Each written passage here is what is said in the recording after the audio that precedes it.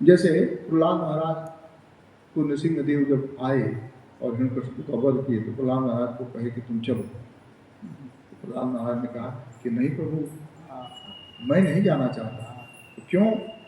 तो मुझे तो कोई भय नहीं है, क्योंकि आपके महान भक्त हमारे श्री गुरुदेव नारद जी की कृपा से हमको आपका ज्ञान हो चुका है, हमारी मति बुद्धि आप में लग चुकी है, लेकिन हम इन जगत के जीवों के लिए रहना चाहते हैं कि इनकी मति बुद्धि कैसे आपके में लगे, है ना।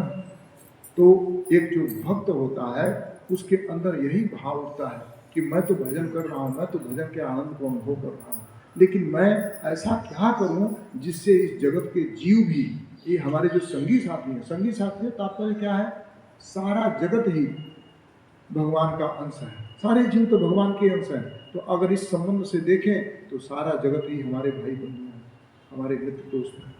तो ये जो है ये भी भगवान के नाम में किस प्रकार से लगे, क्योंकि आपसे विमुख होकर के ये जगत में नाना प्रकार का दुख भोग रहे हैं। ऐसा उस हरिनाम कीर्तनकारी साधक के भाव में अंदर भाव उदित होता है ना।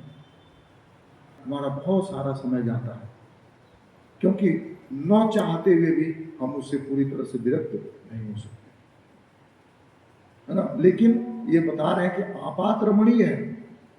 शुरू में तो बड़ा अच्छा लगता है नहीं, लेकिन वास्तव में इसका जो परिणाम है कि हमारे मनुष्य शरीर का अमूल्य समय बीता जा रहा है, बीता जा रहा है, बीता जा रहा है, बीता जा रहा है, और एक क्षण भी हमको ज्यादा नहीं मिलेगा। कोई कहे कि अरे हमारी तो बड़ी जिम्मेदारियां थी, हम तो जिम्मेदारियां निभाने में ही सारा समय अपना बिता दिए, थोड़ा भगवत भजन के लिए अतिरिक्त समय मिल जाए तो मिलेगा। हमारी तो सांसें गिनती की हैं, इसलिए जैसे वो सांस खत्म होगी हमारे यहाँ से पत्ता कट जाएगा। तो परिणाम में दुखदाई है कि नहीं? परिणाम में दुखदाई है, यही बात यहाँ पर बता रहे हैं। तो हो सकता है कि हम स्वर्ग में जाए, स्वर्ग का सुख भोगें, और अगर हम ज्ञान की साधना करते हैं, ज्ञान योगी हैं, तो हो सकता है कि हमको मुक्ति प्राप्त हो। लेकिन ये चीजें भी हमको पूरी तरह से सुख नहीं देंगे, क्योंकि स्वर्ग में जाएंगे तो वहां से छीने पुण्य मृत्युलोकम भी सकते, पुण्य जब छीन हो जाएंगे तो मृत्युलोक में आना पड़ेगा।